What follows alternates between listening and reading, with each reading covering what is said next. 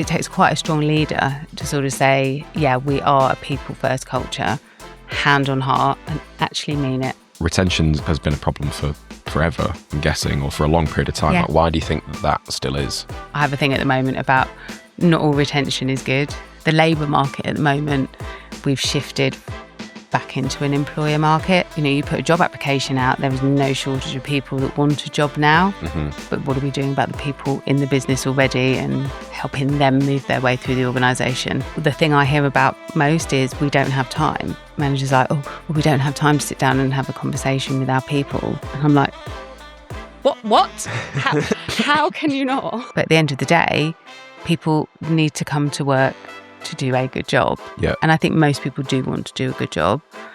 I think where organisations fall down is that they don't know what good looks like.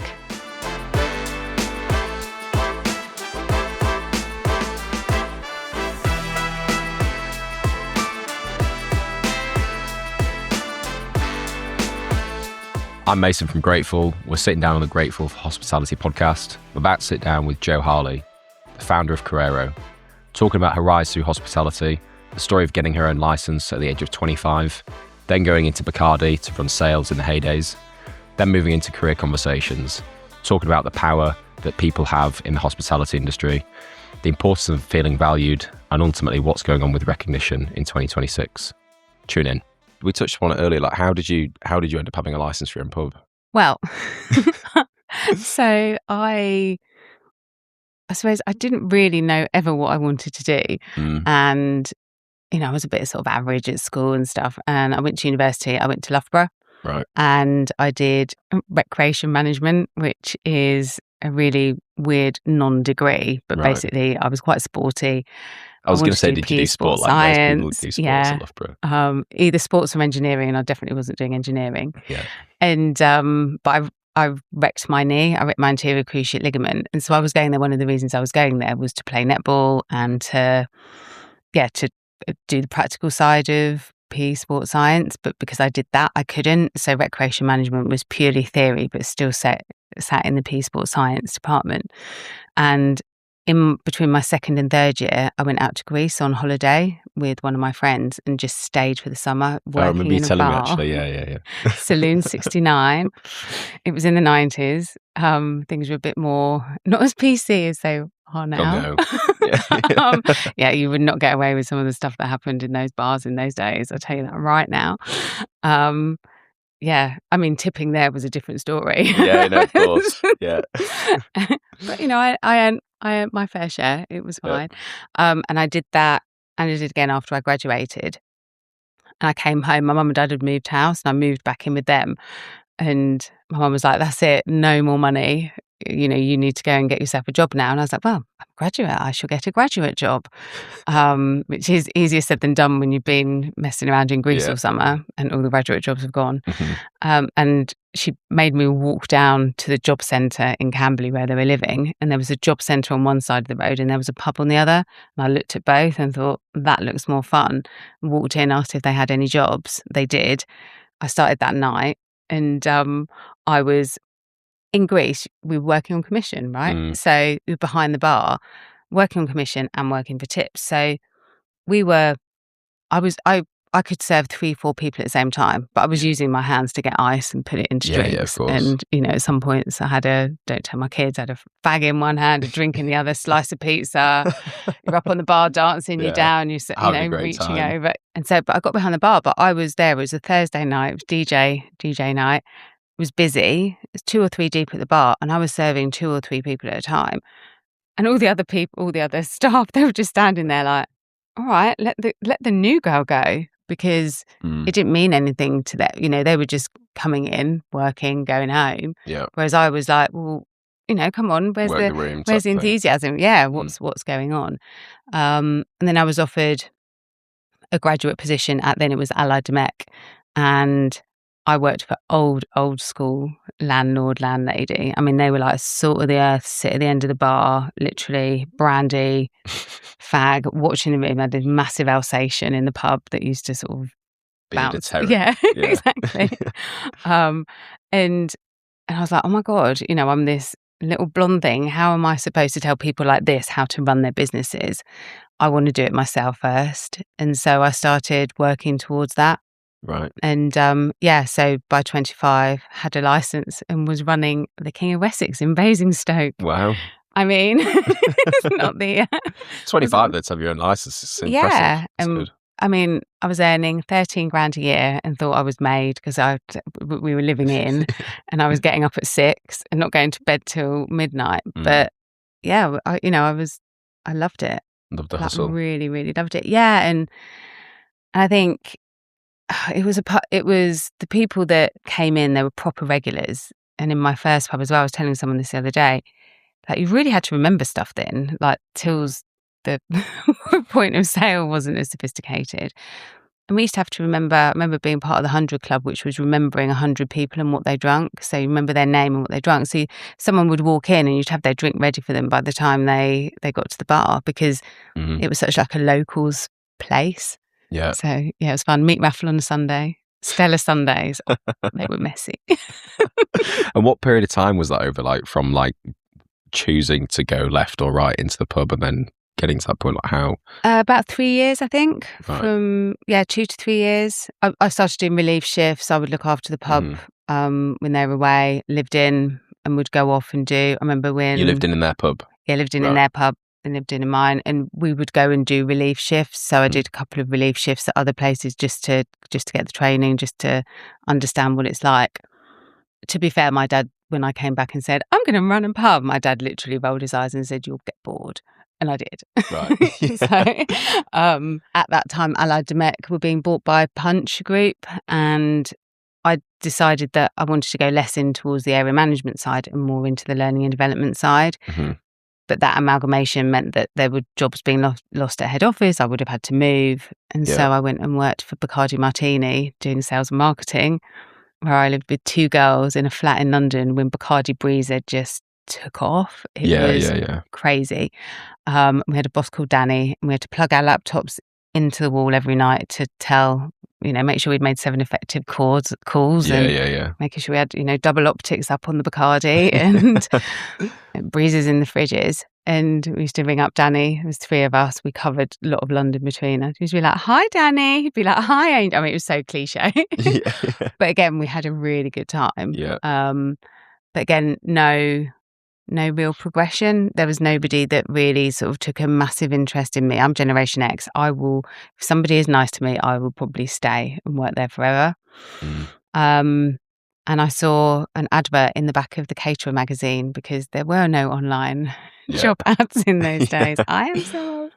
And it was a woman called Jane who'd started a business to help businesses retain their talented people. She'd run a recruitment business for 15 years. Before that, she'd run hotels, food service. And so I started working with her, and that was in 2001, and the rest is history. 26 years later, and I was still helping organisations to retain their talented people. So I have a thing at the moment about not all retention is good. In the market, the labour market at the moment, we've shifted back into an employer market. So there's no, you put a job application out, there is no shortage of people that want a job now. Do they have the right skills, capabilities, experience, all the things that you would want in your business? They have those things. That's getting people in the door, but what are we doing about the people in the business already and helping them move their way through the organisation? So that's what I've been doing for a really long time. So tell me about like what does Korero do for those that like don't know the thesis and the idea behind the company. Korero is a tech platform, and it's all about encouraging leaders at all levels to have really good conversations with people about their careers. We know that it's all very well engaging people. So engagement obviously is a hot topic. It didn't exist as a concept, again, when we started, and we've gone through employee engagement, employee experience, the employee life cycle, sort of all the same thing really. But I think there's a real I suppose, misunderstanding about what engagement is. And a lot of people think that what engagement is the score that you get when you do a survey once or twice a year. And that's a useful measure. It's a check on a sentiment of something that happens right now. Mm-hmm. But actually, there's no correlation. So Pineapple, who do a report, I think most people I hope would have come across the Pineapple report. Lots of organisations within hospitality take part and submit their people data. And we haven't been able to really prove it in the industry before, but there is definite correlation between retention and profitability. Mm-hmm. But there's no correlation between an engagement score and retention. Right. So it's mainly 0. If you want to see more on that report, then drop Abby Dunn at Pineapple a line. I'm sure she'll send it to people if they want to see it. Why do you think that is? Because obviously when people talk about people tools and things like that, they refer to engagement, and then therefore automatically that means retention. Like, what do you think the mechanics are behind that mean that there's a bit of a disconnect? I think there's a disconnect because people talk about engagement as a sentiment on the moment, and engagement is a temperature check. Right. Whereas what I like to talk about and what Korero helps is embed people into an organisation. So embedding is much, much harder than engagement in terms of it's around, is there a fit? Like, do you have a real fit within the organisation? Do you get on with the team? Does the culture match? Does it provide you with what you need to feel like you belong? It's also about the links that you make. So the links with the team around you and the leader that you have and with the company yourself. And for people not to leave, it's like, what would I be sacrificing if I left? And it's really quite difficult to embed people. So you could have a highly engaged workforce. They're telling you that they're happy and it's fine. And yeah, I've had a great week this week and it's lovely. And yeah, someone was nice to me and this happened. I'm going on holiday next week. I've been really engaged, but that doesn't necessarily mean that they're embedded. And embedding somebody into a business, really making them believe they belong, is a lot harder than sort of engagement on that surface level. Yeah. It's all semantics, really. Yeah. But for me, it's about giving people that sense of belonging. So research that we did and that is backed up by your Blessing Whites and your Charles Watsons and your Deloittes is that for people, what's important to people about coming to work is that they have values that match that of the organisation, that they have inspirational leaders, that they have individualised development, that they can see a clear pathway to progression, and that the communication is adult, two-way and transparent. And if you hit those 5 things, then money goes down the list. Yeah. So we'll talk about, because obviously what you do, of course, yeah. we talk about, it's all very well me sitting here going, money doesn't matter. Money matters a lot. Yeah. That's a base. If you think about hierarchy of needs, it's one of the things that sits at the bottom of that for me. The basic things you have to get right is get people's pay right, get transparent, let people understand exactly what the transaction is from I'm doing this job, I'm getting rewarded in this way. That's super, super important. You can't do my stuff unless you get that stuff right first. Yeah, I think a lot of people say like you need to just get the basics right. And I think people 100%. Really appreciate the basics. And I think now, I don't know why, but the general sentiment is that it's just become the norm and they expected that all these things need to just be done as part of working in a professional work environment. And then it's all the things on top of that. But it's still in, we run the technology behind best places to work in hospitality, and still getting paid correctly on time, it still comes up. Yeah. It's not a given for a lot of people. And I think there's a lot of technology out there as well that makes it sound easier than it is to get it right. Yeah. And I think it's a shame that there are some tech providers out there that do let their clients down and do let people down by not being really robust, really transparent, super fair, people just being able to understand exactly what that transaction is, meeting that contract. Yeah. And obviously you've been interviewing hospitality teams and people for, a long time. And you've said recently, I think that it's not really, what they want hasn't really changed over the course of the whole period. But I guess why do you think operators still aren't hitting the mark? And why do you think there's a fundamental retention problem? Because, for the time that we've been in the industry as Grateful, retention has been a problem for forever, I'm guessing, or for a long period of time. Yeah. Like, why do you think that still is? Because it's really hard. And it's not something that can be done to somebody. Like, creating the conditions for people to stay isn't easy. Yeah. So when you say, okay, well, we need to invest, at a time where there's huge pressure to cut costs, cut labor, there's huge pressure to, head office teams are shrinking at the moment, there's less resource, to step back as an operation and say, but actually I'm really going to invest in developing people, in providing great career pathways for them. I'm going to let my managers have time out with every single person to have a really good conversation. The thing I hear about most is we don't have time. Managers like, oh, well, we don't have time to sit down and have a conversation with our people. And I'm like, what? How can you not? And it's really hard. I sit in my little ivory tower in the Cotswolds. How lovely, and telling people they should do this. And I get it. Operationally, it's hard, and it comes from the top. So if your pressure from the top is, we need to cut costs, we need to make more.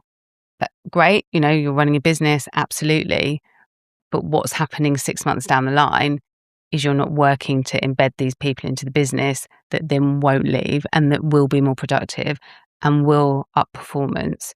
So it takes quite a strong leader to sort of say, yeah, we are a people first culture, hand on heart, and actually mean it. I mean, the number of businesses out there, especially in hospitality, it's all about the people. No, it's not. It. Well, they say it is, and then it ends up not being. Yeah, which in the first place, that's completely goes against everything that we've just talked about in terms of trust, because, you can put something out there on your website.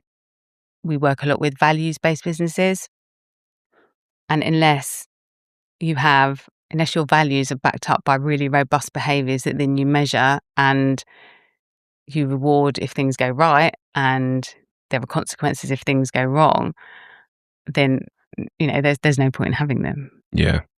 The whole consequence and reward thing's like really interesting. Like, how do you think businesses, it's not a linear answer and a black and white answer about getting it right or wrong, but so we have conversations like this all the time with our customers about the net effect of something not happening or something happening, and like that whole consequence piece. Like, do you encourage businesses to have conversations around consequence of stuff not going right, as well as recognition for stuff going well?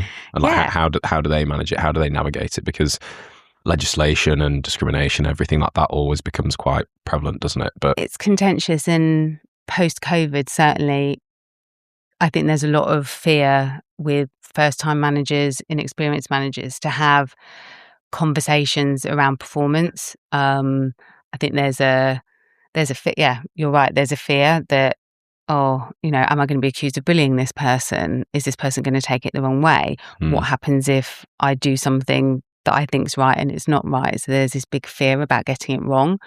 And all I would say is that for us, it's about expectation setting. So from the off, if you absolutely know this is what my job is, these are the things that I have to get done every day, and these are the behaviours that are expected of me, this is how I'm supposed to behave, and these are my goals, these are things that I need to do to push to get ahead. If you can be really clear about that, it becomes non-personal. It's very black and white. Did you turn up on time, yes or no? Yeah. Like, it happened or it didn't happen. And if it didn't happen, we ask why. Yeah. And we coach through it and we give opportunities. But at the end of the day, people need to come to work to do a good job. Yeah. And I think most people do want to do a good job. I think where organisations fall down is that they don't know what good looks like. So the number of people I talk to and I say, so what does good look like here? And they're like, oh, that's a really good question. It's like, well, yeah, so how are you, if your culture is the difference between the behaviours you reward and the behaviours you tolerate, then, you have to understand what those behaviours are. Yeah. It's interesting, isn't it? And the question I'm going to ask you is, do you think businesses, especially in hospitality, but businesses just in general, need to do more pre-screening in that interview process to be very upfront about this is the situation? Because when we're hiring somebody or when I'm interviewing somebody, I'm very clear about, look, it's not going to be easy. There's a lot that's at stake here. There's a lot that's going to be required of you. It's going to be long hours. It's going to be stressful, but it's also very, very rewarding. And if you want this type of role, then, thanks, but no thanks. And people do walk away from it. I'm like, look, all due respect, that's fantastic, but we're not the place for you, rather than trying to take everybody in and trying to convince everybody to come work for us. Yes. Do you think that that's what businesses are doing inadvertently, or is there some screening and then the expectations aren't set properly and the reality of then joining is different? I mean, I think it goes throughout. If you understand what it is that you expect of someone and you're super clear about what the job role is and the behaviours, then that starts from even before they get to interview. That should be out there. This is what the job is. I think it was years ago now, and I'm pretty sure it was Five Guys. I was judging an employer brand award, and it was one of the best things I've ever seen. It still makes me think of it today. It was a video, and it was like people like cleaning, and it almost their video to get people in was like, can you handle it? This is probably not the worst job. This is the hardest job you will ever have. Like, are you obsessive about cleaning? Do you do stuff to the nth degree? And it was that real sort of, at the end I was like, yeah, I can handle it. I want a job. Yeah, I'm really clean.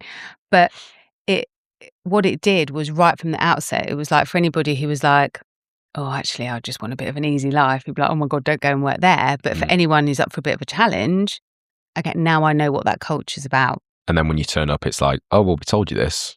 Absolutely. And from the very beginning. Yeah, that's it. And again, so important, where a lot of people might fall down, is that those sort of check-ins through the sort of that first 6 months, and especially now with the Employee Rights Act coming in, and that sort of 6-month window that we've got to make sure that somebody is really right. And that's a two-way thing. Having check-ins, like real proper check-ins at week 1, week 4, week 8, week 12, and week 20 is another thing that Korero facilitates. Is, it's so important. Step away from the day-to-day. How are you feeling? What could we have done better? People haven't, in those early days, people are seeing stuff with fresh eyes. Always somebody new will see stuff that could be better and could be changed, that somebody that's been here for 3 years won't see, because it's just how we do things now. Yeah. So that first 6 months is so important.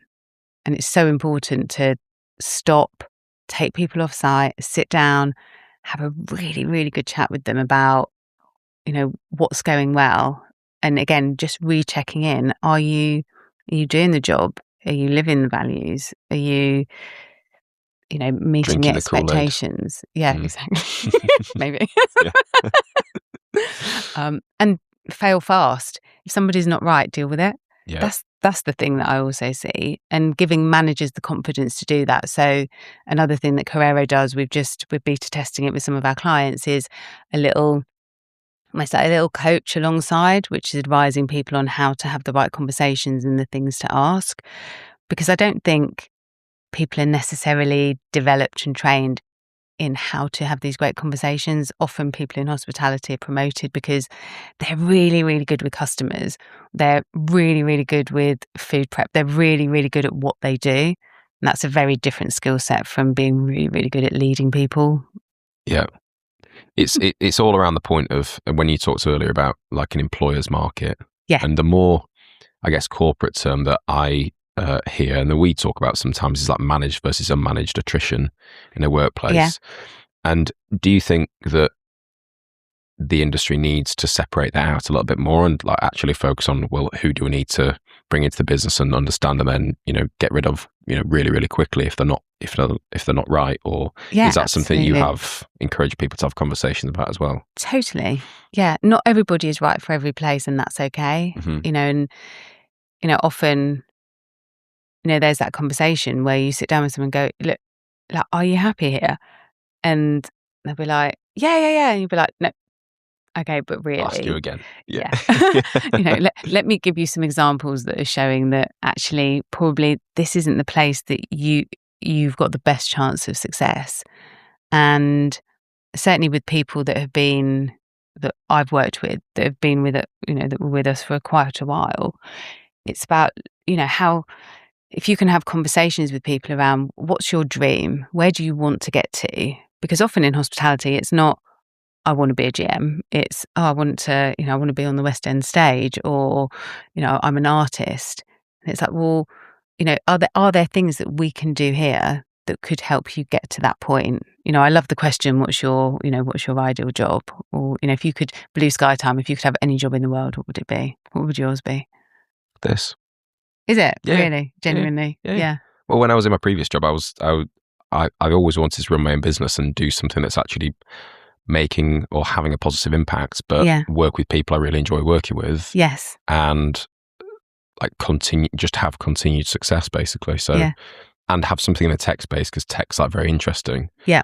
And that's why the hospitality industry's worked so well, because it's so personable. It's everybody always wants to help each other. It's very collaborative, but it's so nice to see that we will think of a feature or something that we're bringing to the platform that will then come to fruition, 6 months later. Well, it's much quicker now because of AI and everything like that. So quick. A couple of months, and we're then getting feedback from our customers or from team members to say, "Oh, like this has been really helpful." That's really good. It's just like it grows the fire. Good. Yes, it is a good thing. There's very few people that I meet that say their current job, funnily enough, but it is usually business owners, actually. I shouldn't have been surprised about that. Yeah. Obviously there's days where it's really, really difficult. Obviously, but swings and roundabouts. Yeah.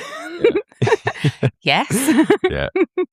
And especially in hospitality as well, it's, we sometimes think it's difficult, but all the stuff that has been and continues to be thrown at operators, it's tricky. Yeah, it's a lot. And then when you talk about career conversations, if you're worrying about your P&L or your kitchen's down or something's on fire, I'm guessing it's really hard to prioritize those walks around the block with one of the team when you've got a bar 3 people deep, or you've not got anyone in the bar and you're really worried about like how's everyone going to get paid at the end of the month. Everyone going to get paid.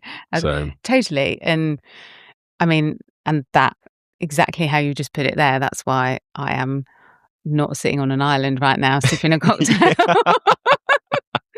Because it is, the companies, and like it has changed. I have seen a shift. More and more people are doing career conversations and have stopped calling them appraisals, and stopped just doing it once a year. And it is happening. And I think it has always happened. I think recording it is difficult, right? It's that sort of, you say to a chef or a GM, and they're like, yeah, but I'm having these conversations all the time. You're like, yes, you are, but there comes a point when you get to the scale where actually it's really important to record them. So from a organizational perspective, we can start properly talent mapping, succession planning, looking at development, seeing who's ready, when they're going to, what's going to happen, but also just knowing that it is happening and that people are doing them. But I do get it. I have been on that side that, taking the time out to speak to somebody isn't always the easiest thing in the world, but it pays off. One of our clients did they had done nothing for years and years, big, massive company. And they hadn't done anything for a long time.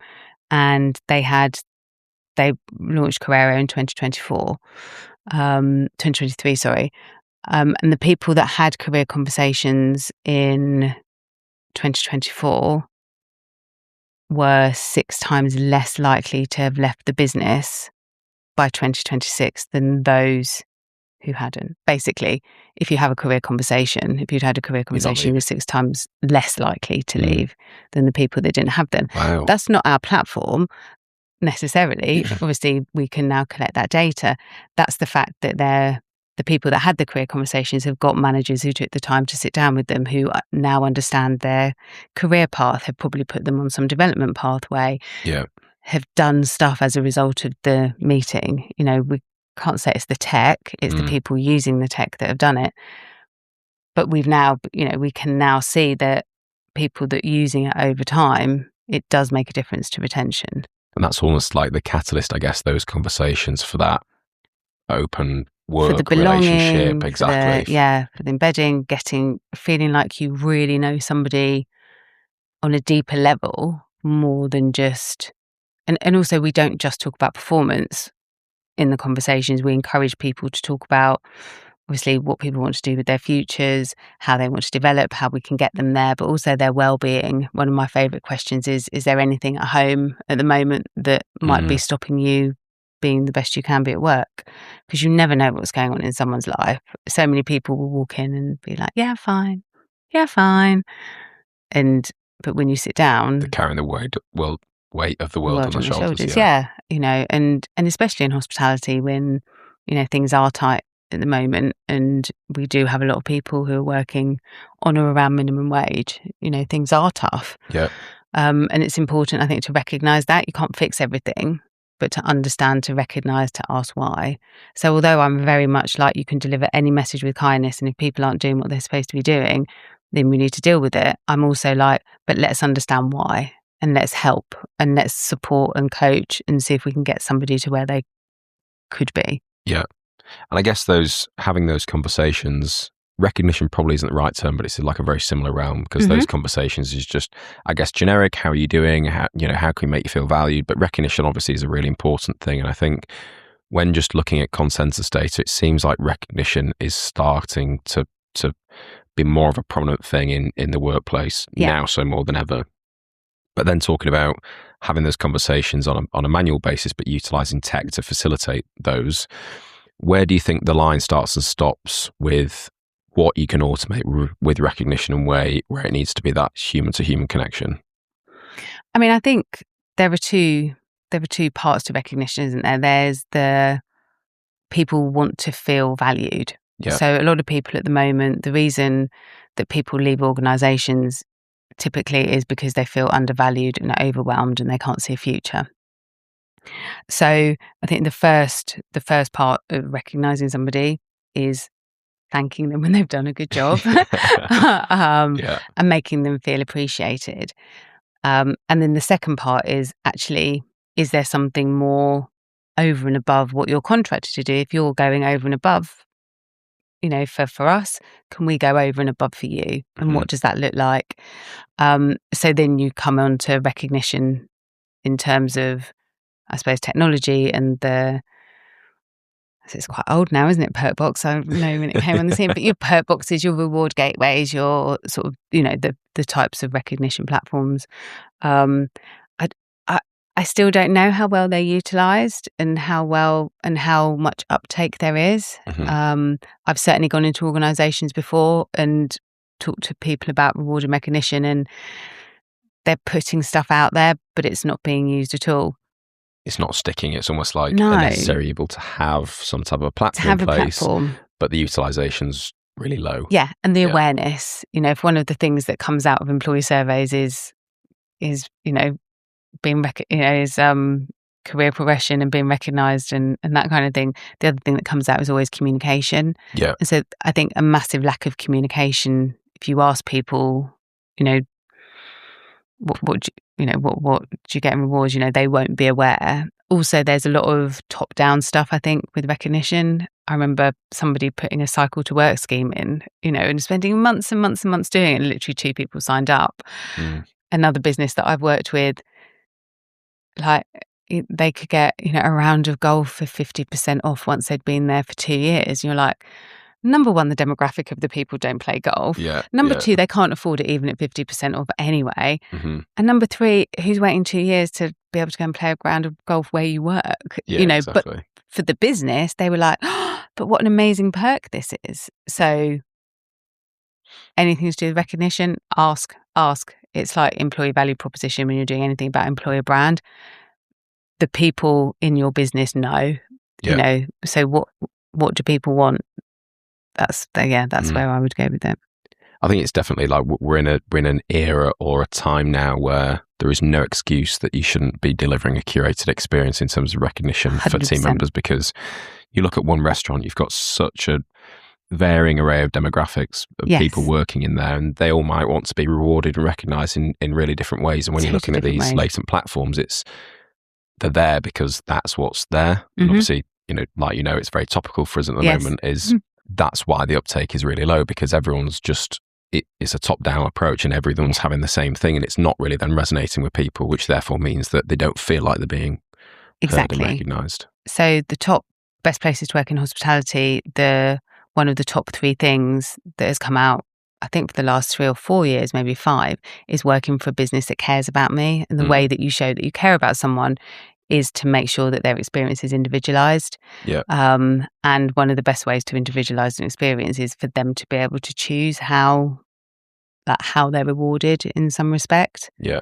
And how far do you think we can go now, you knowing what you know about the industry, how far do you think we can go with using tech to recognize in certain aspects? So if you're measuring loads and loads of different KPIs and metrics or soft skills of brand values, it's probably very difficult for a business to expect a manager to go and personally recognize every single thing that every single person is doing on a regular basis. But we also know, going the other way, you can't just fire loads of notifications at team members saying, no, well done, well done, well done. Where do you think that balance sits in your opinion? I think peer recognition is really important. I think people being able to say, yeah, you did a good job. Yeah. And for that to then get recognised by the whole org as well, or is it just peer-to-peer communication? No, by the whole organisation. Right. I mean, manually, one of the places that I've seen it work, certainly for values, is literally, I think Byron did it back in the day, and one of my clients do it as well, is you have values cards, and you could do this on tech, I'm sure. You have values cards and you have a certain number, and when you see somebody displaying that, you give them the card, they collect so many cards, they get a reward. Yeah. You could facilitate that with technology. Yeah. Because you are still getting recognised. It's just taking out the lack of accountability from a manager's perspective, saying, oh, I'm having these conversations, I'm recognising people, but it's not getting tracked. Yes. So making it easier to do that, basically. Is that what you're saying? I think so. And I think everybody likes to feel they've been seen and that they feel like they belong. I think it's about really, what are the behaviours that you're trying to drive by recognising somebody for it? What are the things? I think anything done really well, and like with anything, it has to come from the top and it has to become part of how we do things here. And I think a lot of the time with technology, it's sort of taken for granted. You can just launch something and people will use it. And actually, there's quite a lot of sort of change management that needs to happen and culture change for things to move from, oh, we did it this way, now we did it this way. So people have to understand what's in it for them, what's the point. If you give somebody a load of values cards or whatever it is and just say, go and do this, and why? What's the point? You just forget about it. Yeah.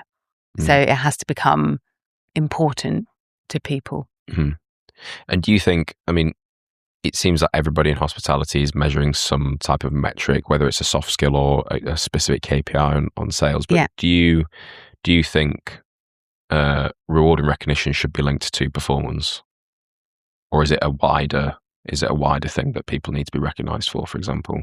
I think that it depends on the organisation and the journey, the individual journey they're on. I think some organisations it's right for, and others it might not be, and it depends on where they are in sort of an evolution of what things look like. I think if you're super, super clear about this is what you need to achieve and it's achievable and you can get there, and all your behaviours and your expectations and everything is set and it's all going really well, then you can start rewarding it. When it becomes arbitrary or something that's done because somebody feels like it, that's when it's a bit more dangerous, I would say. Right. So I think it's a journey towards, in terms of real, when we talk about performance-related pay and bonuses, it has to be really fair. It has to be really transparent. People have to understand how it works. And I think that's the most important thing. So if a business can't facilitate that process and that change, then I think it can be more damaging than it can be rewarding. But I think if you're ready, then yes, absolutely, it should be something that could be done. One last thing. So you said the gap between the best and the rest is widening. Yes. What do you think businesses can do more of to ensure that they are doing more of the best? Talk to their people. However that's done, you don't have to use Korero, you talk to them anyway. I think having a real understanding of your workforce, the demographic that make it up, the fact that not everybody's the same, treating people as individuals, making sure that, the people that you have got, you care about, and you're helping them be the best versions of themselves. I think it is genuinely caring about people. I always see a big shift in the culture of a business when it goes from being founder-led to VC-backed. Yeah. And that's a natural evolution, and that's why people get into it. We're not all just doing it for fun and love. Yeah. That's why. But things do change, and I think that's hard for people on the ground that 1 minute are in this, we're all part of something really special. We know where we're going. We're part of we're on this amazing journey, to suddenly, right, now it's like this, and this, Yeah. that. It's militant. Yeah. And that's not why people work in hospitality, is it? No, people, there's a million different reasons why people work in hospitality, but none of it is because they, want to make their first million before they're 25. Yeah. It's hard, right? Yeah. It's really hard. And the same for everybody that supplies into it. It's not an easy industry. Everyone's always said to me, well, if you can do it in hospitality, you can do it anywhere. I'm like, we haven't done it in hospitality yet. So, one day maybe we'll move on. Yeah. But no, I think that sort of hits the nail on the head, going back to the point around it being such a people-centric industry. Yeah. Having those conversations, making sure that people feel valued. And it's almost like your people are your superpower. Yes. And you really need to treat them in that way, not be like they're just part of the business. Yeah. People run hospitality. Yeah. You can't argue that point. They're the USP, your competitive advantage. It's everything, isn't it? You go somewhere and you have bad service, you remember it and you talk about it, and almost the food becomes secondary. Yeah. It's so easy to get it wrong, I think. It's so hard to get it right, but people are so unforgiving. And when you walk in and see someone smiling at you, that sort of speaks 1,000 words, I think. And that comes from the back end processes of having those conversations, making sure they're enjoying things. So, yeah, definitely. One last question. Yes. What are you grateful for? You knew this was coming, didn't you? I did know this was coming. And then I was also like, what am I grateful for? I spent probably an inordinately long amount of time on the train this morning thinking about this. You wanted to give me a really long philosophical answer, didn't you? I did. And it's really easy to say, oh, my kids. But I'm not grateful for them at the moment because they're doing my head in because it's summer holidays. So it's not going to be them. I think I'm grateful that I've had such a long career in and around this industry, and that's only made possible by continual sort of evolution and meeting new people and like working with different partners. And I think it's really easy to say, oh, it's the customers or it's my team, but I do a lot of what I do gets done because of the partnerships that I build. And even though our technology might not necessarily integrate, the fact that we work with people like you, with Monitor, I've got a partnership with Yuda, with, the guys at Pay Captain, I'm meeting another potential partner later. John and the team at Sideways, sort of all these smaller tech businesses. I'm really grateful for the opportunities doing the podcast. You invited me to a dinner a couple of weeks ago. That I wouldn't have if we didn't have these relationships. So I think the partnerships and the teams that surround the industry, I think that's what I'm grateful for today. Amazing. Thank you so much. Thank you. Appreciate you coming on. Pleasure.